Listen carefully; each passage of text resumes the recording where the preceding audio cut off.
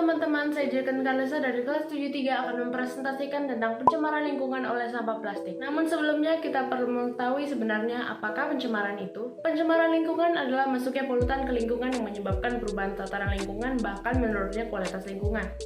Sampah plastik adalah polutan berbentuk padat. Sumber sampah plastik bisa saja dari aktivitas rumah tangga, perabotan plastik, perkantoran berupa peralatan tulis plastik, pariwisata berupa kemasan plastik, bahkan hampir semua kegiatan dapat menghasilkan limbah.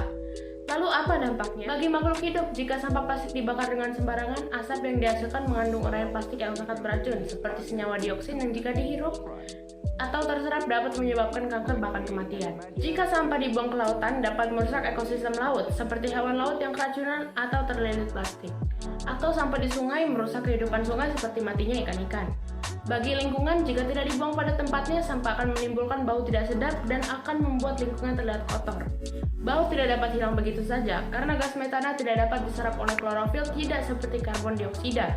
Atau sampah yang menyumbat saluran air akan menyebabkan bencana banjir.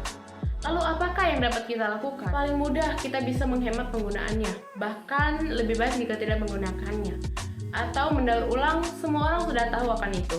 Tapi kita harus melakukan tindakan besar untuk mengatasinya. Dengan teknologi, kita bisa menciptakan mesin penetralan udara untuk udara yang bau gara-gara sampah. Atau sampah plastik dapat diolah menjadi biodiesel sebagai sumber energi. Tentu sangat ramah lingkungan. Atau pembuangan sampah dalam bentuk padat dengan cara reduksi volume sampah secara maksimum, atau pembakaran yang terkontrol akan sangat membantu dibandingkan pembakaran liar yang hanya menghasilkan polusi dalam bentuk baru. Banyak sekali sampah yang ada di sekitar kita, belum lagi di seluruh dunia, tidak terhitung banyaknya. Maka dari itu banyak sekali kemungkinan terjadinya bencana alam yang terjadi karena sampah.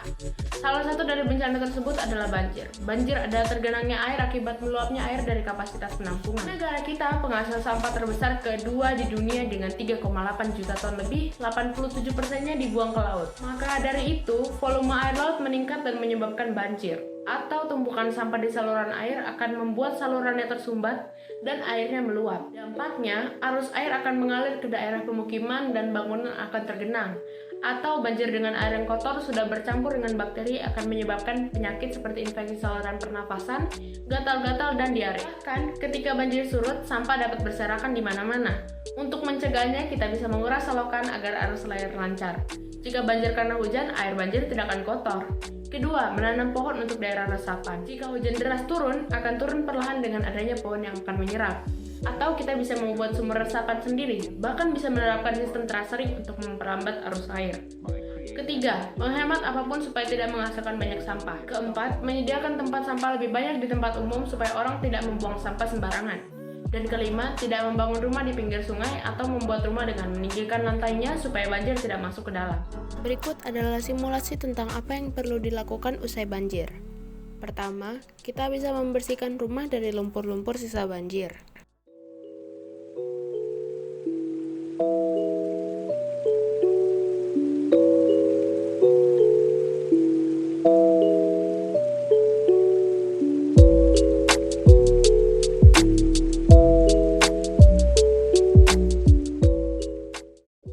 Kedua, kita bisa mengelap kaca jendela rumah dari cipratan banjir menggunakan kain lap dan antiseptik.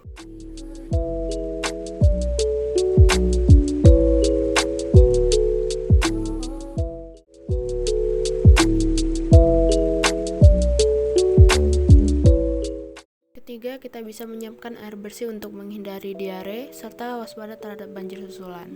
Saya sudah menerapkan solusi dengan mendaur ulang sampah plastik kemasan beras menjadi tas belanja. Bernilai ekonomi, memperoleh untung, dan menghemat penggunaan kantong plastik sekali pakai. Sejalan dengan prinsip ekonomi yaitu pengorbanan sekecil-kecilnya untuk memperoleh hasil tertentu atau pengorbanan tertentu untuk memperoleh hasil sebesar-besarnya. Seperti produk saya melalui proses perhitungan dengan modal plastik beras, benang wol, jarum, lem, gunting, spidol, penggaris, dan tali tas kanvas bekas sejumlah Rp8.000 termasuk tenaga pembuatan dan dapat dijual kurang lebih Rp18.000. Tentu mendapatkan untung lebih dari modal.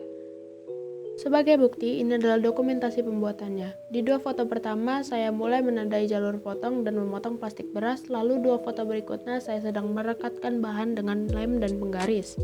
Tiga foto ini mewakilkan proses saya menyatukan plastik dengan dijahit, dan tiga foto terakhir saya menjahit tali gagang tas setelah semua terjahit.